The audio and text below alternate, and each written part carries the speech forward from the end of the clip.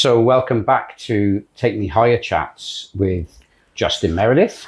And Ash Simmons. We haven't done one of these for a little while, have we? It has been a bit of a gap in between recordings, yeah. We've been busy boys, though, and working on some stuff in the background, which is very exciting. It is, yeah, and I think jumping into next year, it'll really come to fruition. Yeah, agree.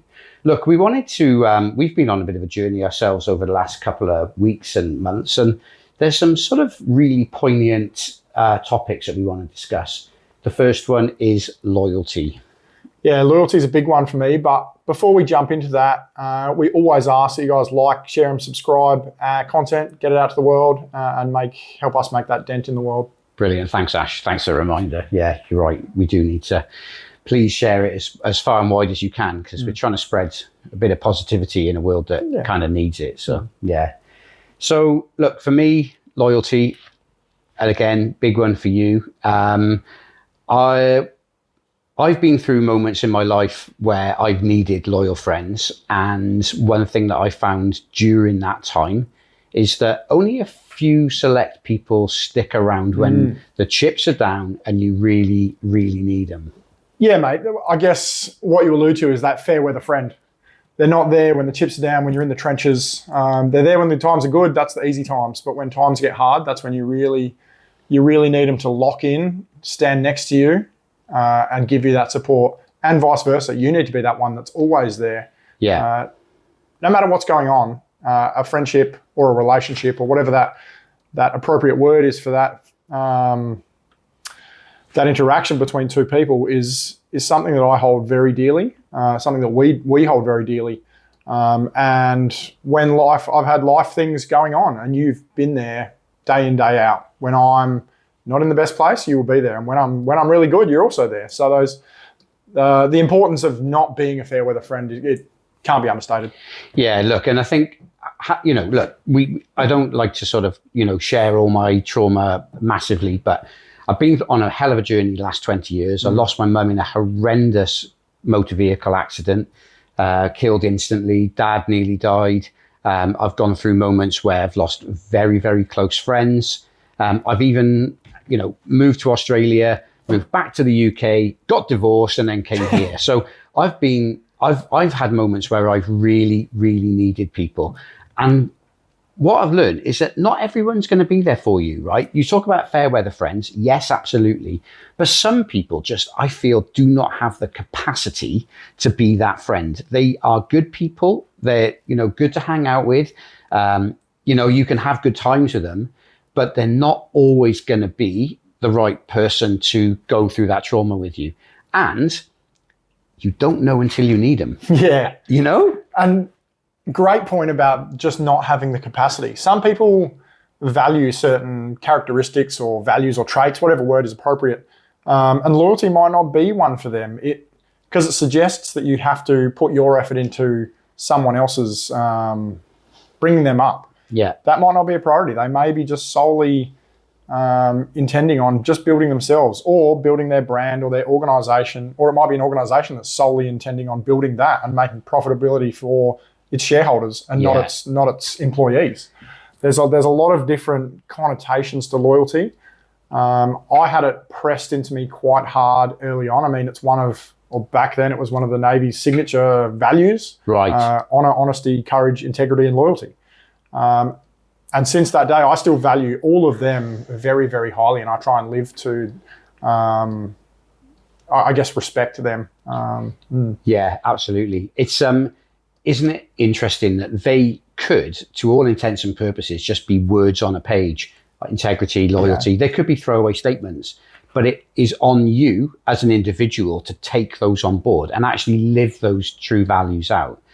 Going back to this point, though, about the capacity thing. Some people, so when I lost my mum, for example, I had friends that probably would have really liked to have been there, probably would have liked to have helped, but came up to me later, and one guy I can think of in particular came up to me in a nightclub in Cardiff about 5 years later, a little bit drunk, so probably had a bit more kind of emotional spillage, and said, "I'm really sorry that wasn't there for you. I just wasn't able to be that person. I just didn't have the capacity to do that for you." And you know, at the time it was hard because I thought he was going to be the first one standing next to me, shoulder to shoulder at the funeral, but nowhere to be seen.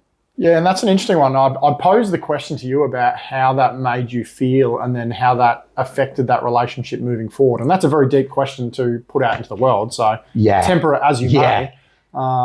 Right. But yeah, I've had very similar experiences. So I'd be interested to see your point of view on that. So how it felt, I was really grateful that he was able to show his colours early on.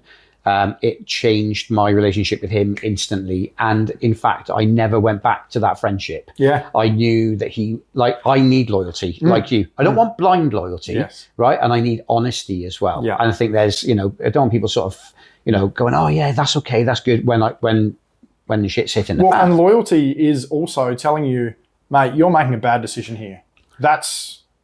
It's your decision. Absolutely. But my advice to you would be just have a think about what you're doing. That's me being loyal to you. I could be the yes man, which is also some level of loyal, and say, great idea, let's do this, and just yes, yes, yes. But that's not being a true friend. It's not truly being loyal. Yeah, completely agree.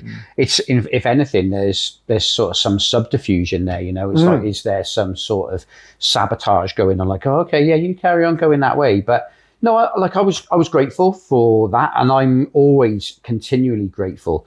And that's why I'm hard to make friends with nowadays, right? I'm not standoffish, and I'll be very, very social, but I will only let a certain amount of people pass that sort of line in the sand, as I sort of call it. Yeah. And but I want to pose a question to you, right? So you talk about I was, you've been in military environments. You've been in quite scary military environments. Have there been times when you've kind of questioned people's loyalty in the heat of the moment? Great question. And I've got two answers. One, I was going down that pathway. I'll answer your question directly. Yes, definitely. Particularly in that, I look at it as organisational loyalty, i.e. for me to the Navy or the Defence Force, or Australia if you open it up bigger. There are people naturally who fear death, fear bad repercussions, and won't put themselves in that situation. Is that a question of their loyalty? Maybe. They're more loyal to their own life or their life and limb or whatever that looks like. Self-preservation. That's right. So it's a really hard one to argue with. For me, I'm kind of an all-in sort of guy. So if it's going to go bad, it's going to go bad in a real way, and it's my responsibility to either limit how badly it's going to go or put myself in a position where I'm the one that's affected by it and not my team. So that shows that I'm loyal to my personal beliefs. I'm loyal to my team. I'm loyal to the organisation, to the country, to whatever else is out there. But that's the way that I look at it. People have different levels of loyalty. Like I think, and I can't argue with someone that says, well, my loyalty is to myself and my life and my family and to allow me to come home.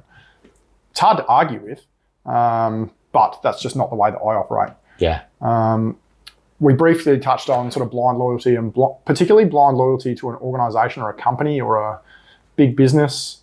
They expect you to be loyal to them. They expect you to be productive and hit their KPIs or their profitability margins or whatever that looks like. Yeah.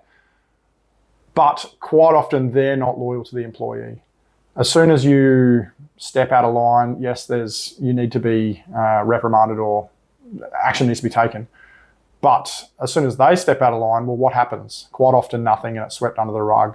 So those sort of things also affect your hierarchy of values, let's say. So if that was to happen to me, I'm loyal to an organisation and I see this continually going on, well, that's now affecting my personal integrity. So you've got to weigh up, is loyalty more important to me, this blind loyalty to whatever it is, or is my personal integrity that I see something happening that may be unethical? I've got to say, hey, my loyalty to my personal integrity is much higher than my loyalty to this organisation. So I'm going to have to either say something, step away, report, whatever that looks like. Yeah, absolutely. So there's a few interesting sort of ideas within that one question. I think you're right. And, like I've had a long corporate career and we're starting to hear a lot more now about this Me Too movement and, women who have kind of very much been, mistreated in the workplace and starting to come out and say, that wasn't right. And, it strikes me as a real pity that a lot of that stuff is brushed under the carpet. Where is the loyalty to? It's like, is it to the shareholders? Is it to the organization, or is it to the people that have just come in, day out, with the best intentions and done their job? I mean, it's a bit of a tricky subject, but I think loyalty should, if there was more loyalty in the corporate environment, then perhaps a lot of those people would have been more willing to come forward and say, hey, this is something that's happening and I'm not comfortable with it. Yeah. Clearly, on that, I think once you observe behaviors, then that may erode at your loyalty to a particular thing, organization, business, person. And that's okay too. Yeah. You can be very, very loyal to someone or something until something happens. You're like, ooh, is this my time to walk away? Or do you remain loyal and go, okay, that might just be a once-off. That might be a mistake. Yeah. I'm going to hold the course. But once those things continue to sort of mount up and happen back to back, you kind of become a doormat. They know that you're loyal to them and they can kind of get away. My advice, for what it's worth, is you need to reassess what's important to you. And I have done that through my life and more recently. And that may cost relationships that are very, very important to you, people that you love.